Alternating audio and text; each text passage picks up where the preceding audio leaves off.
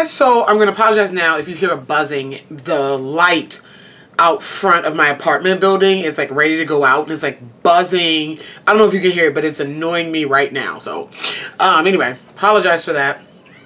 And I'll also apologize if it seems confusing, like I'm traveling through time, because my hair is going to change in the next few videos, because I have videos already pre-scheduled. But then I was like, crap, I should film a July favorites, because I have, well, a little bit of things, some really good things I want to share with you. And yeah, so I'm going to throw this video in July and go back. Yeah, so my hair is going to change because some of those videos are pre-recorded and then jump back and forth. So just want to let you know. So I'm coming to you with some July favorites. I wasn't gonna do one, but I'm like, 3 of my July favorites came in a Sephora play box. So that is something that I thought was really cool. So let's get into it. The first thing is this large palette from Adept Cosmetics. It is their 88 empty magnetic palette. This is what it looks like. I really like it. You guys know I'm obsessed with magnetic palettes. I made my own. I'm talking too fast. I made my own that holds like 100 and something. This is the extra one that I made that's empty right now. And so I just love them. I love them. But anyway, I picked this one up because it's a little bit smaller than the one I made for my favorite Coastal Scents shadows. Now, I'm not going to talk too much about it because I am going to do a magnetic palette, these jumbo magnetic palette type of review video with you guys in the near future. Let me calm down, because everyone's not crafty. Everyone might not want to make one. So I'm going to show you some affordable options, because while I have this one from Adept Cosmetics, I also have this one I just purchased from Give Me Glow Cosmetics, and this is their XXL Pro Custom Palette. I have some shadows in there. So I'm purchasing them slowly but surely, racking them up. I have, I think, 2 more from 2 other companies, these jumbo palettes that I want to get just to compare them and show you guys what that is. But anyway, I've really been enjoying, I've been actually using my shadows more just because it's like a brand new palette that you have. So I've been using my shadows more, and that's really, really, it's really exciting to me. Alright, let's go on to a couple of things that, all the rest are makeup related. So the first one is my MAC Studio Fix Powder. This has been a favorite before. I use this Studio Fix Powder. It's in the shade C8. So this is what it looks like. Griffin is in a bag. I use the shade C8 for my under eye area. So this is a, does it specify powder foundation? No. But Studio Fix has a lot of pigment. It's not necessarily a setting powder or translucent powder by any means. It definitely packs shade. It definitely packs pigment. If you can see here. And I use this to set my under eye concealer, and I've really been enjoying this because it has a little bit more coverage than my Black Radiant Soft Focus Finishing Powder, or like a baking powder, if you will. It has a little bit more coverage. And so this is like the ideal shade that I like my under eyes to radiate. And so any concealer that I put on, this one kind of just brings it to what I really want it to be. If it's like too bright or whatever. So I've really been enjoying that. This is not a new product, but just setting my under eyes with that recently, and I wanted to mention it. I also want to mention, I'll go like oldest to newest, I guess. My Cover FX Power Play Foundation. This might have been a favorite. I got this a couple months ago. I'm in the shade N110. See if we can get up in there. This Power Play Foundation, I love it. I did a review on it. It is full coverage. It is a great match for my skin. Long wearing, matte finish. It's everything I love in a foundation. I've been reaching for it again, just pulling it back out. In between testing all those other foundations, it seemed like I had a lot of foundations I was reviewing recently. But yeah, I really appreciate this foundation. The bottle, I'm starting to not like it as much. It's a squeeze bottle, and I feel as though as it gets lower and lower, it's going to be very hard, because this, even though it's a plastic squeeze bottle, it does not have a lot of give. It does not. It's a very hard plastic. So I'm concerned about how I'm going to get the rest out once it starts coming to an end. I don't know. Okay. Anyway, moving on. The next one, I'll stay with foundations, is the Too Faced Born This Way foundation. I just did a review on this and the Sculpting Concealer, which I don't know if it's a favorite yet, but this is definitely a favorite simply because of the shade.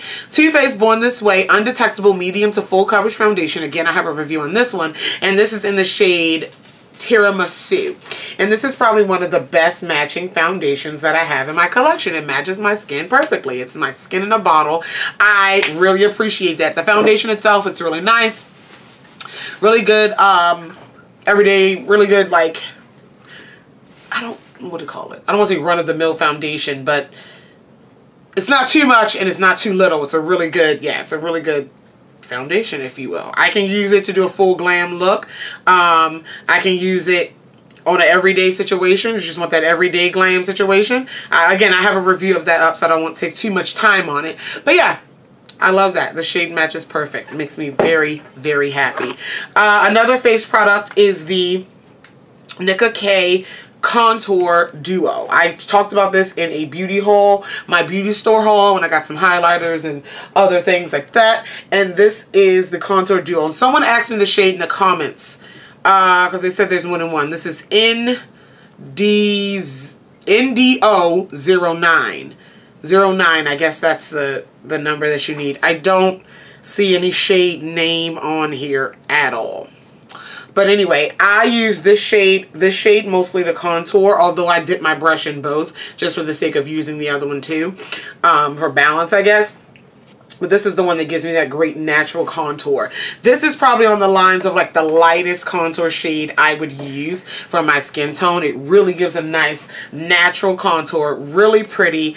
I would use something deeper, like for a really sculpted look, something a little bit deeper, but this is a really good everyday contour shade for me. But again, this is probably about the lightest I would go on that. My cat is like jumping on the wall, and is there something over there?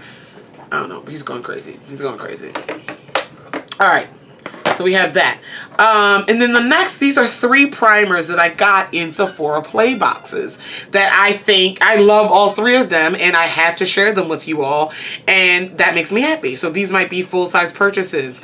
The first one has been all the rave on YouTube. Like, beauty gurus are loving this, and I got it in a Sephora Play box, and it's the Tatcha Silk Canvas Filter Finish Protective Primer. I don't even have any information on it because, like I said, it's a sample size, and this is what it looks like. I've been using it with my finger. Excuse me. Oh my god, you're talking silk canvas. This stuff has my skin feeling like a baby's bottom. Okay, I wouldn't classify it as necessarily a mattifying primer, though it's not shiny. It definitely mattifies a little bit, but it's so smooth. It helps my makeup sit so smooth on my skin. It makes my skin feel really smooth. It does well to minimize my pores, but it's not as like thick, like mattifying, pore minimize. I wouldn't say, although it does all those things, and I don't think it claims to do those things, but it's just a really nice feeling, velvety, silky, smooth primer that I enjoy rubbing on my face, and I think it really helps my makeup blend nicer. I don't know if it adds any mattifying. Yeah, I'm not going to sit here and lie and say that, but it just feels so good on the skin. It's a very luxurious feeling on the skin. Alright, the next one is this Hourglass Mineral Veil. This is broad spectrum SPF 15, and this is a primer. Mineral primer, yeah. It's a transparent, again, it's in a white frosted bottle. This is a really nice size sample, and it comes like this little spatula. Little spatula. And this one is on the same lines. I feel the same way about this one as the Tatcha one. But this one definitely, in my opinion, it definitely, I'm rubbing it on, gives me a more mattifying effect than the Tatcha one. I don't know, again, if it claims that, but it definitely gives a more mattifying effect and a more evenness in the finish of my skin before I put my makeup on. And I've really been liking that one as well. Not as luxurious feeling as that Tatcha, whatever is in there is like, yo. But this one feels really soft and velvety as well. The final one is, this is the kind of thing that I would buy. Like, just hearing it, this is probably the one I would reach for if I wasn't sent any of these. And this is the Peter Thomas Roth Skin to Die For No Filter Mattifying Primer and Complexion Perfector. It says for all skin types, apply all over, focusing on fine lines and imperfections. But yeah, mattifying, that's where I go. That's my thing. That's my thing. I'm sorry. My cat is in the... It's like I have a new baby. Like I gotta... Oh my god. Anyway, mattifying. This reminds me of the... Oh my god, what is that?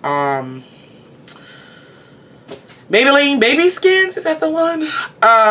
Anyway, this is more of a creamier color and consistency, but it's thicker. It's definitely thicker to like fill in the pores, and it's definitely the mattest of the three. It does. Is that the Maybelline Baby Skin I'm thinking of? Oh, the L'Oreal Miracle Blur.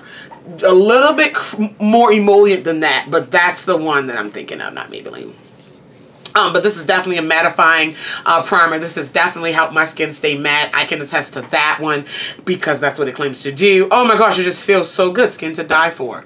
Wonderful. And I'm just really happy about these 3 things I got in Sephora play boxes that I wanted to share with you. I'm sure I've had a lot of favorites. I don't think I did a June favorites. But these are just the main things that I could that I wanted to chat about recently. It's been a long ride. I've been forgetting to do favorites, and I apologize for that. Quarterly reports have been lacking. Y'all, been a busy lady. But anyway, thanks for hanging with those little bit of favorites. Thanks for chilling with me. You'll see me in another video. You'll see me in probably with this hair, and then it'll jump back. I don't know. But anyway, thank you all. If you have any questions, comments, concerns about any other products mentioned in the video, feel free to leave it down below. I love you all, and I'll talk to you guys in the next one.